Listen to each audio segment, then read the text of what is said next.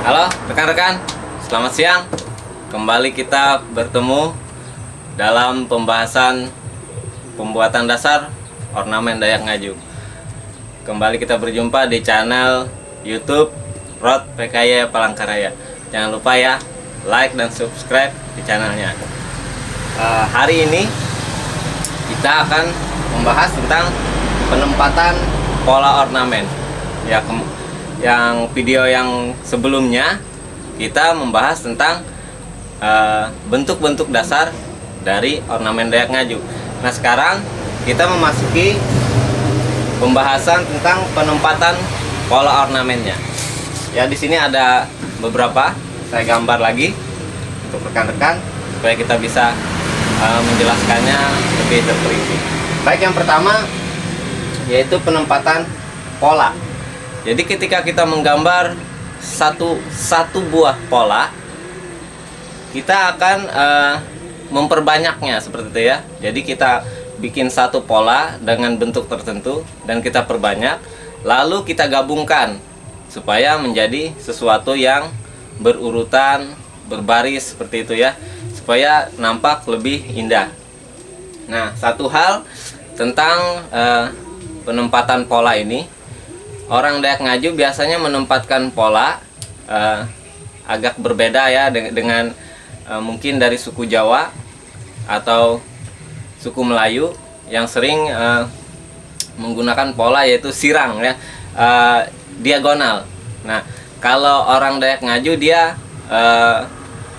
membuat pola atau menyusun pola memang selalu simetris, sama ya, selalu simetris, bisa juga tidak simetris. Nah, tetapi penempatannya itu selalu saja pada bagian horizontal dan vertikal saja. Dia bisa diagonal, tetapi harus saling berbalasan. Nah, dan itu membuat dia tetap simetris kiri dan kanan, atas dan bawah, gitu ya. Jadi yang pertama penempatan pola ornamen. Yang pertama di sini ada sebutannya hataharep atau berhadapan ya, seperti ini rekan-rekan. Nah, kalau ini adalah polanya yang saya kotakin ya. Nah, ini satu pola. Jika dia polanya dibuat saling berhadapan, hataharep orang sini bilang, dia akan menjadi seperti ini ya rekan-rekan ya. Nah, ini namanya hataharep. Berikutnya pola yang ini tadi, jika dia bentuknya begini, dibuat saling berbalasan, orang sini bilang hasambut ya, atau bersambut. Itu yang kedua. Selanjutnya yang ketiga ada berbaris. Nah, berbaris pada posisi yang sama, garis lurus, dia berbaris. Yang keempat ada namanya hatalikut atau saling membelakangi ya, saling membelakangi. Tadi saling yang di atas saling berhadapan, yang ini ada juga saling membelakangi. Selanjutnya ada orang bilang hatalimpang. Hatalimpang ini kalau bahasa Indonesianya itu tumpang tindih. Jadi saling menindih ya, saling menindih dan saling berbalas-balasan. Dan terakhir ada yang namanya habayang. Habayang itu seperti berbayang, atau sering orang kalau bahasa Indonesianya ya, kalau bahasa Indonesia itu dibilang berputar. Jadi motifnya berputar ke kiri atau berputar ke kanan. Itu bisa diatur lagi dalam pembuatan ornamen berikutnya.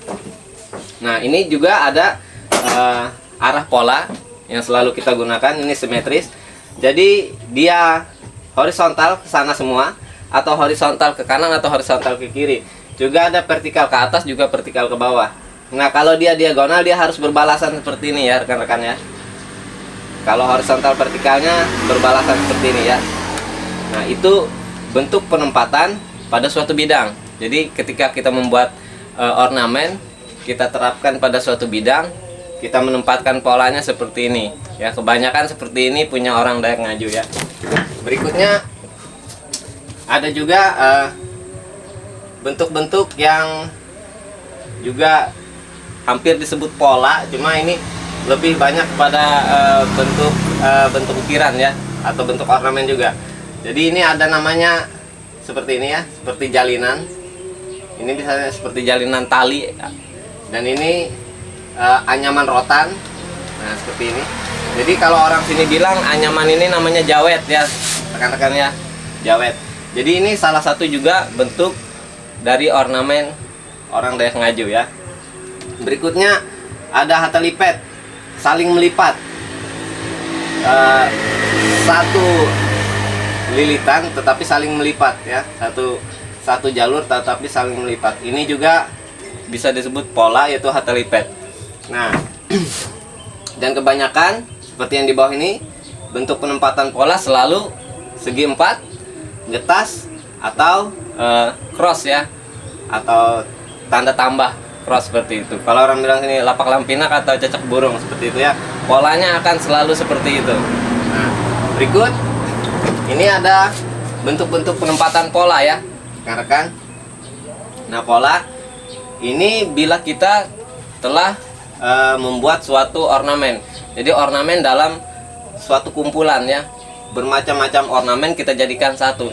Jadi di dalam ornamen ada beberapa hal juga disebutkan apa itu yang kita buat ya. Misalnya seperti ini ya. Ini ada satu jalur ornamen ya, satu jalur ke sini. Ini adalah jalur induk, ornamen induknya. Tetapi di sini ada lingkaran. Dia masuk ke dalam lingkaran ini dan menembus ke sebelah ya, rekan-rekan. Kalau orang bilang begini rasuk atau dimasukkan seperti itu ya, rasuk atau dimasukkan.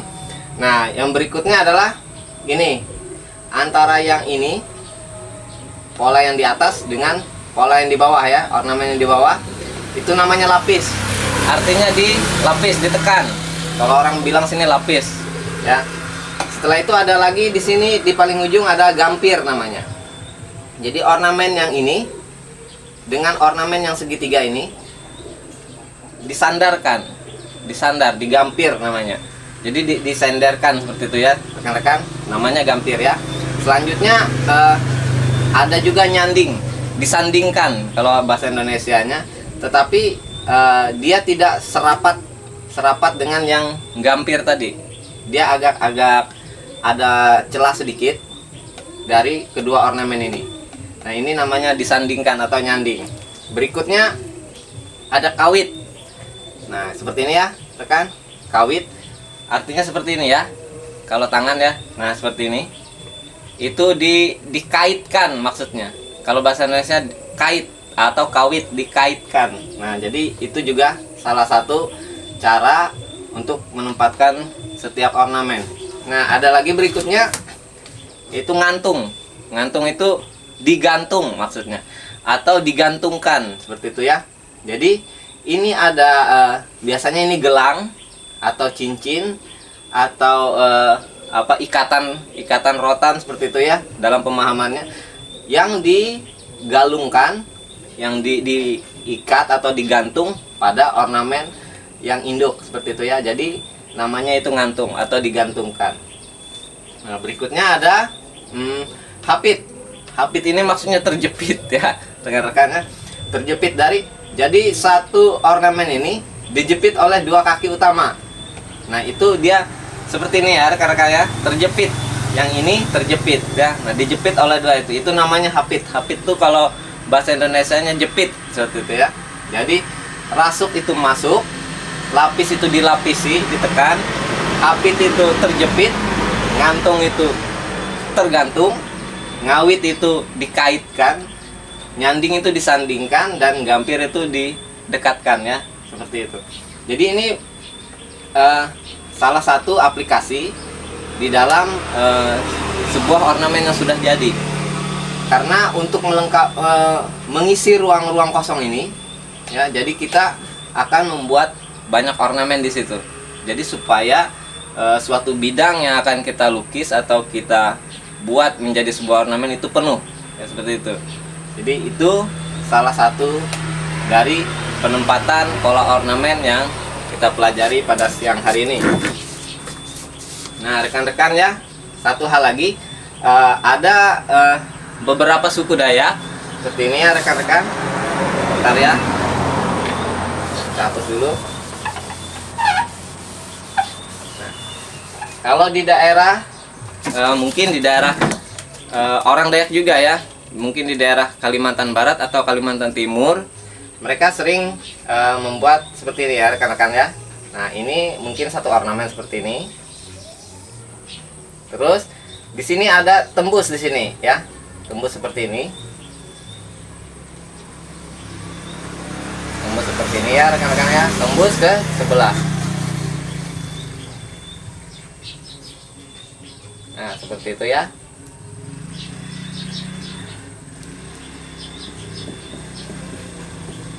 Nah, kalau orang Dayak Ngaju biasanya tidak menggunakan bentuk yang seperti ini ya teman-teman ya.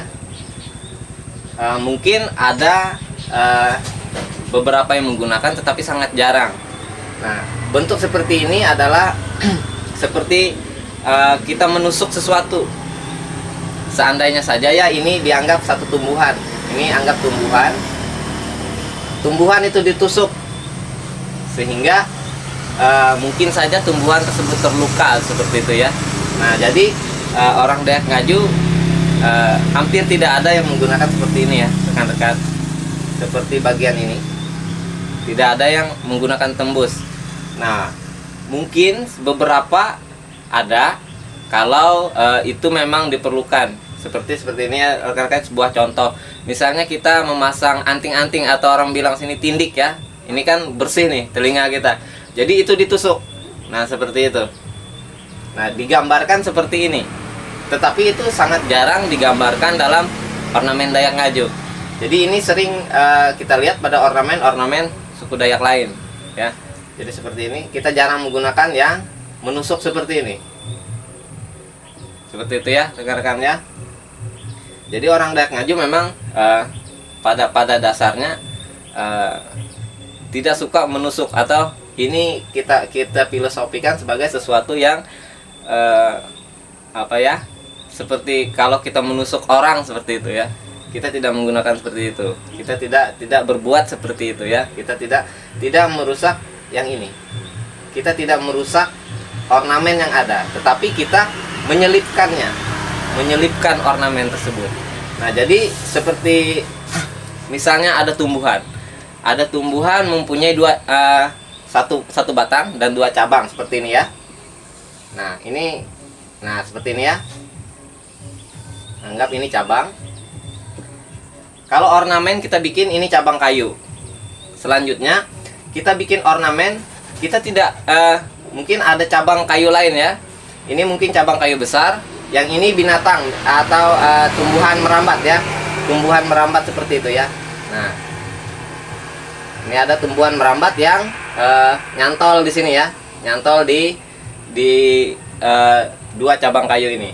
Jadi dalam penggambarannya kita tidak menembus, karena tidak mungkin akar atau tanaman merambat menembus ranting pohon yang lebih kuat dari dia. Jadi dia hanya bisa rasuk seperti tadi ya, hanya bisa rasuk masuk ke sini, atau dia bisa menjepitkan dirinya seperti ini. Nah, seperti ini. Dia akan terjepit seperti ini. Nah, jadi seperti itu dasar filosofi dari ukiran Dayak Ngaju ya. Kita tidak menggunakan ini untuk menembus. Nah, kecuali kita ingin seandainya ini ranting hidup, kita ingin membunuh rantingnya ya. Kita mungkin bisa menembus di sini menggunakan motif tombak misalnya, mata tombak ya. Nah, ini motif mata tombak seperti itu. Nah, jadi kita tidak menggunakan yang seperti ini ya rekan ya. Ini namanya kita menusuk sesuatu yang memang semula seperti itu gitu ya. Kita tidak melukai seperti itu. Nah, itu kelebihan dari yang punya Dayak Ngaju ya. Dia hanya mengikuti alurnya, hanya mengikuti pola, dan jika dia masuk hanya memasuki celah, bukan membuat celah seperti itu ya. Kita tidak memaksa untuk membuat celah seperti ini ya, tidak memaksa untuk seperti ini. Jadi kita membuat ornamen selalu menyesuaikan dengan alur, karena juga kita sering melihat bahwa di hutan-hutan atau pedalaman-pedalaman kita tidak pernah melihat ya ranting menusuk ranting, tidak pernah. Tetapi ranting mengait ranting boleh, terjepit ranting bisa, seperti itu ya. Nah, itu salah satu dari penglihatan orang suku Dayak Ngaju yang mengaplikasikannya kepada ornamen mereka. Jadi seperti itu penjelasan kita pada siang hari ini. Terima kasih rekan-rekan sudah mau menyaksikan, dan juga semoga pelajaran ini bisa bermanfaat bagi rekan-rekan sekalian dan bisa dibagikan kepada mereka atau rekan-rekan yang lain yang belum tahu. Jadi jangan lupa ya, sekali lagi kami ingatkan, like dan subscribe pada channel Road PKY Palangkaraya. Selamat siang.